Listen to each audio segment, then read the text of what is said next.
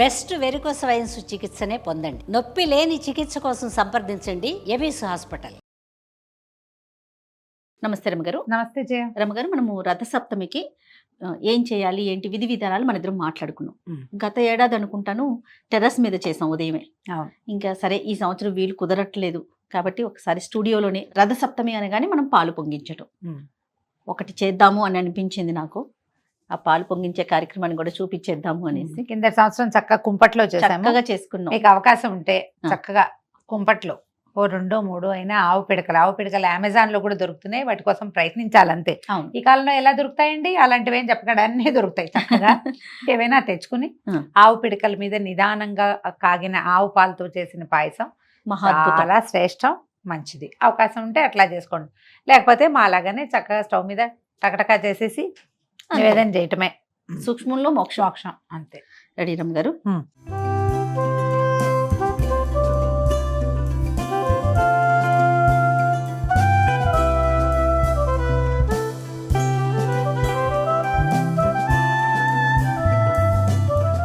పాలు ఇవ్వనారమ్మ గారు. పాలు పోసి పెట్టి పాలు పొంగేటప్పుడు మనం బియ్యం వేసుకోవాలి.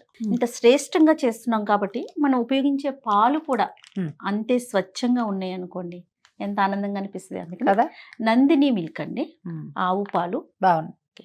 ఫుల్ క్రీమ్ మిల్క్ డైరెక్ట్ గా ఆవు పొదుగు నుంచి మన గడపకి. ఎక్కడ కూడా మనిషి చెయ్యంటూ తగలకుండా అంత జాగ్రత్తగా ఈ ప్యాకెట్లు తయారు చేస్తున్నారండి. సో స్వచ్ఛమైన పాలు, అందులో ఆవు పాలు.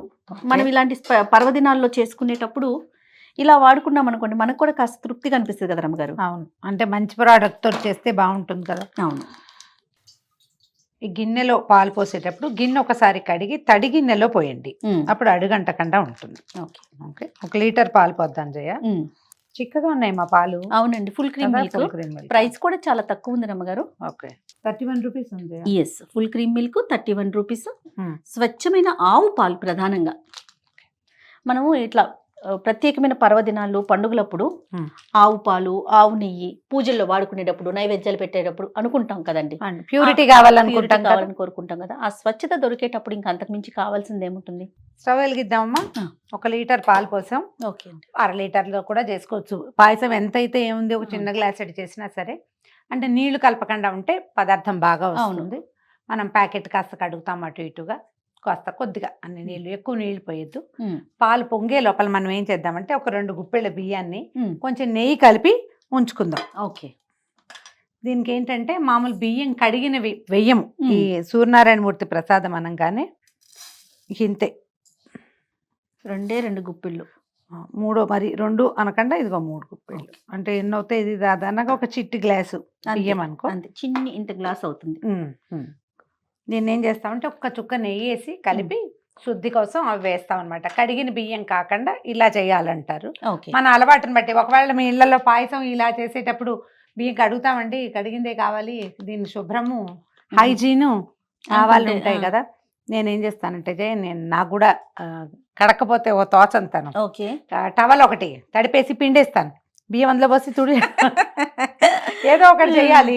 సూపర్. అయితే మా అమ్మగారేమో నెయ్యేసి కలపాలి అని చెప్తారు. మరి వాళ్ళది అవ్వాలి, మనది అవ్వాలి కాబట్టి కడక్కూడదే, కడిగినవి పనికిరావు. సూర్యనారాయణ మూర్తికి అదొక డైలాగ్ ఉంటుంది. బాగుంది రమ్మ గారు, టిప్ కూడా బాగుంది. అయితే నెయ్యి కూడానండి, నందిని ప్యూర్ ఆవు నెయ్యి, నందిని పాలు అండ్ నందిని నెయ్యితో. ప్రధానంగా ఇది తీసుకోవడానికి కారణం ఏంటంటే ఆవు, అదే గోమాత ప్రధానం. దానితోటి నేను వెళ్ళి చూసొచ్చాను కాబట్టి ఆ నమ్మకం, అదే దానికోసం అనేసి.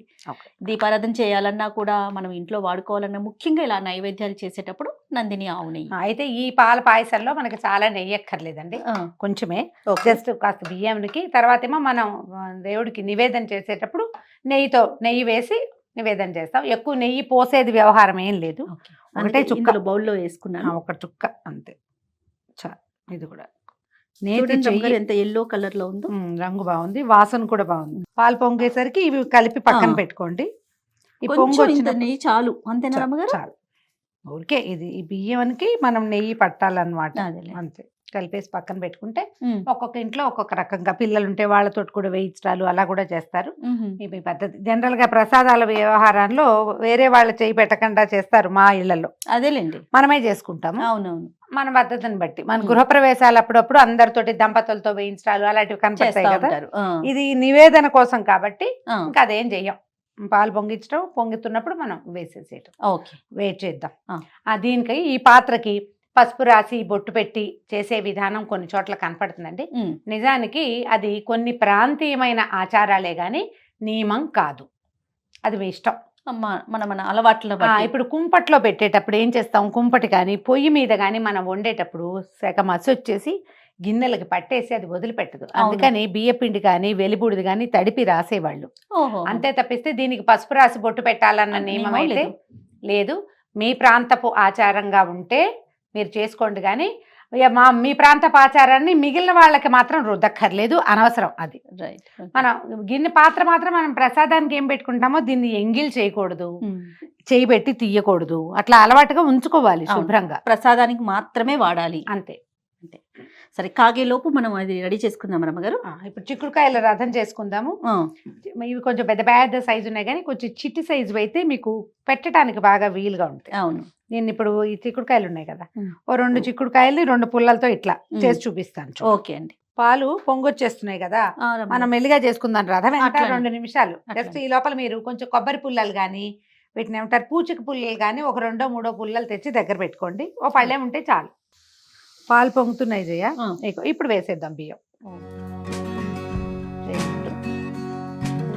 3 సార్లు మళ్ళీ వచ్చినప్పుడు, మళ్ళీ 2వ పొంగు వచ్చినప్పుడు మళ్ళీ ఇంకా కొన్ని వేస్తాం. అయితే మామూలుగా కొన్ని చోట్ల చిక్కుడు గింజలు ఈ పాయసంలో వేసి ఉండే పద్ధతి ఉంటుంది. లాస్ట్ టైం చేసినప్పుడు మనం వేయలేదు, చాలా మంది అడిగారు. ఈసారి చిక్కుడు గింజలు వేద్దాం. ఓకే, మళ్ళా పొంగు వస్తుంది చూడు. నారాయణ హరి శ్రీకృష్ణ వస్తేవా. ఏదైనా చక్కగా మంచి స్తోత్రం చదువుకుంటూ పాయసంలో వేసుకుంటే, మేము కబుర్లు చెప్పుకుంటున్నాం కదా, అలా కాకుండా మంచి మంచి శ్లోకం ఏదైనా, స్తోత్రము, కృష్ణనామధేయాలు, భగవన్నామస్మరణ, గోవింద నామాలు, లేకపోతే విభవనామాలు చెప్పటం. జయస్సదా సవితృమండల మధ్యవర్తి నారాయణ సరసిజాసన సన్నివిష్ట కేయూరవాన్ మకర కుండలవాన్ కిరీటి హరి హిరణ్మయవపుత్రుత శంఖచక్ర. ఇది చాలా మంచి శ్లోకం అండి. సూర్యనారాయణమూర్తి ప్రార్థనా శ్లోకాలలో ఉత్తమోత్తమైన శ్లోకాలలో ఇదొకటి. ఈ ధ్యేయ సదా సవితృమండల మధ్యవర్తి అంటే నిరంతరము సవితృమండలంలో, అంటే ఈ సూర్యమండలంలో ఉండేటువంటి నారాయణమూర్తిని నేను నమస్కరిస్తాను అని. ఎప్పుడు ధ్యేయ సదా అంటారు, నిరంతరము సూర్యబింబాన్ని చూడటమే. సిమ్లో పెట్టేద్దాము. ఈ 2 గింజలు వేసేసి ఒక్కసారి చిన్న గరిటె పెట్టి కదిపితే లోపలికి వెళ్తాయి పాలు, నిదానంగా ఉడుకుతుంది. ఓకే,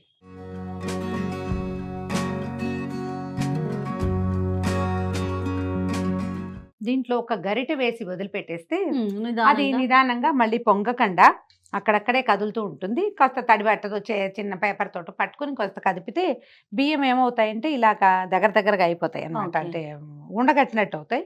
అలా అవ్వకుండా ఉంటుంది. కొంచెం కదుపుకుంటూ ఉండాలి. చిక్కుడు గింజలు వేసేస్తారా? బియ్యంతో పాటే చిక్కుడు గింజలు కూడా వేసేద్దాము. కొద్దిగా తీసుకున్నాం, మరీ ముదురు గింజలు కాకుండా కాస్త లేత గింజ వేస్తే బాగుంటుంది. ఉడుకుతాయి నిదానంగా. మన పాయసంతో పాటు ప్రోటీన్ కూడా ఇస్తున్నాం సూర్యనారాయణమూర్తికి. ప్రాంతాచారమేనండి ఇది కూడా. నియమం ఖచ్చితంగా చేయవలసింది అని ఏం భావించకండి. ఇందులో మనం జీడిపప్పులు కిస్మిస్లు లాంటివి ఏం వేయము, అందుచేత ఇవి వేయటం అన్నమాట. ఉడుకుతాయి 2 కలిసి. ఈ లోపల మనం చిన్న చిక్కుడుకాయల రథం చేసుకుందాము. సమానమైన సైజులో ఉన్న కాయలు తీసుకోండి. ఇది కూడా ఏం బ్రహ్మ విద్య కాదు, అదేమిటో చాలా వ్యవహారం ఏం లేదు. ఒకే షేప్ లో ఉన్నవి. ఇప్పుడు ఇది వంపుగా ఉంది కదా, ఈ షేప్ లో ఉన్న వంపు తీసుకుంటే 4-5 కాయలు చూసామంటే మనకి సేమ్ షేప్ దొరికేస్తుంది, సరిపోతుంది. సైజు షేపు ఇంచుమించుగా. ఇది మరీ వంకరగా ఉంది. కొంచెం ముదురు గింజలు ఉన్న కాయ అయితే ఏంటంటే నిలబడుతుంది. దీన్ని ఇలా ఎత్తుగా రథం లాగానే పెట్టక్కర్లేదండి, సింపుల్ ఫ్లాట్ గా కూడా పెట్టుకోవచ్చు. కాస్త ఒకే షేప్ ఉన్నవి తీసుకోవటము. ఇది ఇలాగా కాయలు ఒక 4 సమానమైన సైజులో ఉన్న పుల్లలు తీసుకోండి.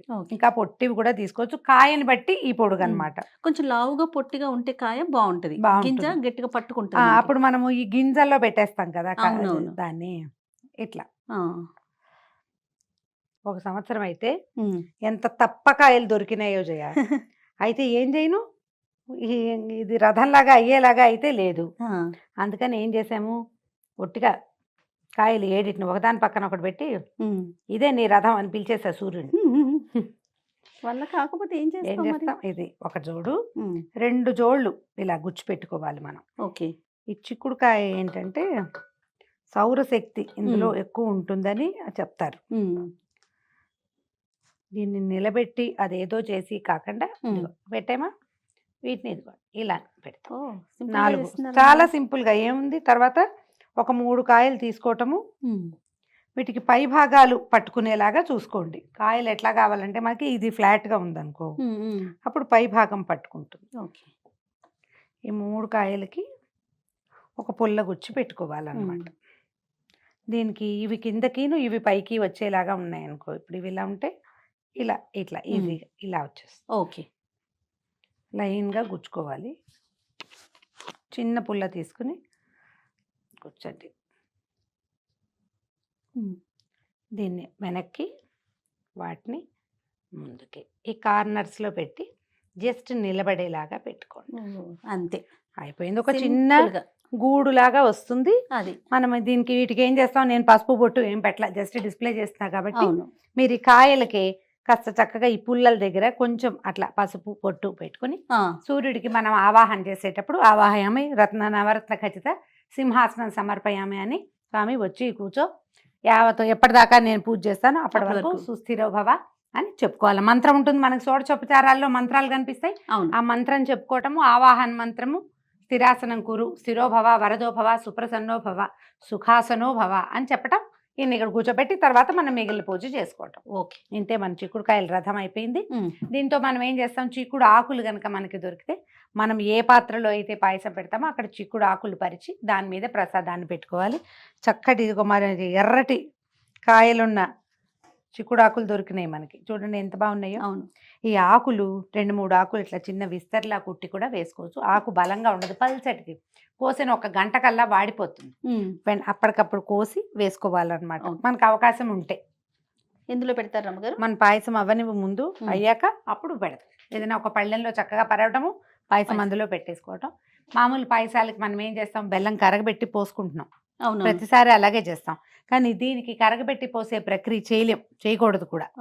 బెల్లమే వేసుకోవాలి. కొంచెం శుభ్రమైంది ఆర్గానిక్ బెల్లము, ఏదైనా మంచి కంపెనీ, జాగ్రత్త వహించడం, దుమ్ము లేకుండా అందులో రాళ్ళు లేకుండా ఉండేలాగా సన్నగా తరిగి వేసుకుంటే క్షణాల్లో అయిపోతుంది పాయసం. ఎక్కువసేపు మరిగి అది విరిగిపోయి ఆ ప్రమాదం లేకుండా కూడా ఉంటుంది.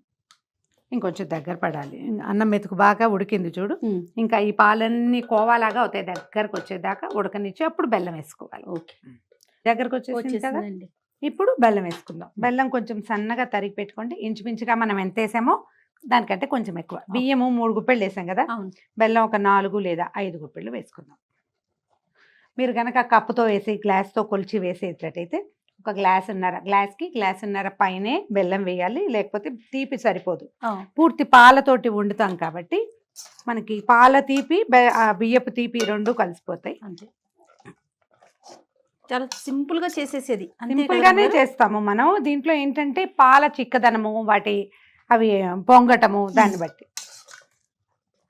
కొంచెం బెల్లం ఇందులో ఉండగానే మనం పొయ్యి ఆపేసుకుంటే సరిపోతుంది.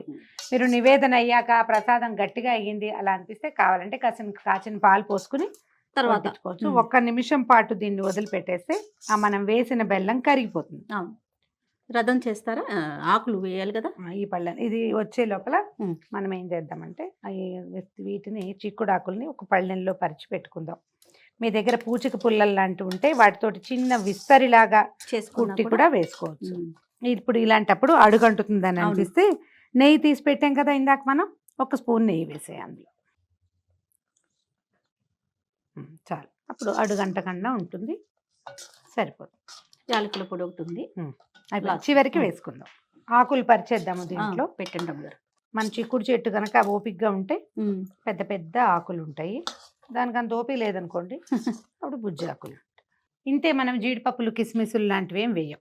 అంతే, ఒక్కసారి పైనుంచి కిందకి కలిపేసి ఈ పళ్ళెంలో మనం పళ్ళెం తీసి పెట్టుకున్నాం కదా, అవునండి. ఈ ఆకుల మీద ఈ వేడి వేడి ప్రసాదాన్ని వేయండి. ఇందులో అక్కడక్కడ చిక్కుడు గింజలు కనపడుతున్నాయి చూడు, చిక్కుడు ఆకుల రసాన్ని ఈ వేడి పాయసం తీసుకుని పీల్చుకుంటుంది. అది ఇచ్చేయండి. మనం ఏదైనా వడ్డన చేసేటప్పుడు కూడా మొదట నెయ్యి వేయాలి. ప్రసాదం నివేదన చేసేటప్పుడు మీరు అన్నము ఏదైనా సరే వండిన పదార్థాన్ని నివేదన చేసేటప్పుడు ఖచ్చితంగా ఒక చుక్క నెయ్యి వేసి దేవుడికి పెట్టుకోవాలి. మనం ఎవరికైనా పెట్టేటప్పుడు కూడా అంతే. అయిపోతే మన రథసప్తమి పాయసం తయారుగా ఉంది. ఇవాళ పాలు బాగున్నాయి, బెల్లం బాగుంది, విరక్కండ చక్కగా ముచ్చటగా వచ్చింది. ఎవరెవరి అవకాశాన్ని బట్టి వాళ్ళు ఇత్తడి గిన్నెలోనో లేకపోతే మీరు ఈజీగా కుక్కర్లో చేసుకోవచ్చు. కుక్కర్ కూడా కొంచెం మందంగా ఉంటుంది కాబట్టి బాగా నిదానంగా అవుతుంది. స్టీల్ పాత్రలు పెడితే మాత్రం ముందే అడుగంటిపోతుంది. ప్యూర్తిగా పాలు పెట్టడం వల్ల అడుగంటిపోయిందని అనకూడదు. పాత్ర మందంగా లేదు కాబట్టి అడుగంటిందని అర్థం చేసుకోవాలి అంతే. మనం నేనైతే మాత్రం కుక్కర్ గిన్నె కూడా చెప్పండి అమ్మగారు, చక్కగా కనీసం ప్రసాదం వరకు ఒక ఇత్తడి గిన్నె పెట్టుకోండి, ఉండాలిగా, ఉంచుకోండి, కనీసం అంతవరకు ప్రయత్నం ఇందులో చేసుకోండి. ఇంత బుజ్జి గిన్నెల దగ్గర నుంచి అవును, కొంచెం దొరుకుతున్నాయి వండుకోవచ్చు కదండి. కదా. మన అవకాశాన్ని బట్టి ఇలాంటిది ఒకటి పెట్టుకుంటే మనం ప్రసాదాలు, పాయసాలు, చక్కెర పొంగలి, వెన్ పొంగలి వాటికి ఏం చేసినా భగవంతునికి ఏది నైవేద్యంగా మనం చేసుకున్నా ఇంట్లో ఇది పెట్టి వండుకోవచ్చు కదా. అది చాలు, చక్కగా చూడు ఎంత పర్ఫెక్ట్ గా వచ్చిందో. చాలా బాగా వచ్చింది చూడడానికి అమ్మగారు. ఎంతో ముచ్చటగా ఉంది. ఇలా రథం చేసుకోండి. మీకు ఇంకా కాంప్లికేటెడ్ రథం చేయటం వస్తే దాన్ని చక్కగా కూడా చేసుకోండి. చేసేసుకోండి. ఇదైతే చూడండి మనం 7 చిక్కుడుకాయలు పెట్టాము. దీని మీదకి సూర్యుడిని ఆవాహన చేయటం, నివేదన చేసి నమస్కారం చేసుకోవటం. కొబ్బరికాయ కొట్టచ్చు, పెసరపప్పు తర్వాత పానకం పెట్టుకోవచ్చు, అరటిపళ్ళు పెట్టచ్చు. ఏమీ లేవు, పాయసం ఒకటి చేసి పెట్టండి. 4 మాఘాదివారాలు, రథసప్తమి 5 రోజులు మనం ఇలాగే నివేదన చేసి పెట్టుకోవచ్చు. స్వామివారికి సమర్పించటం, సూర్య భగవానుడికి ఒక నమస్కారం చేసుకోవటం. ఇందాక నేను ఒక శ్లోకం చెప్పాను కదా, వీలైతే ఒక డిస్క్రిప్షన్లో పెట్టిస్తాను. ఆ ఒక్క శ్లోకాన్ని మీరు నెంబర్ ఆఫ్ టైమ్స్ చదువుకున్నా కూడా మంచిదే. రైట్ అమ్మగారు. థ్యాంక్ యూ అండి. ఓకే, చేస్తే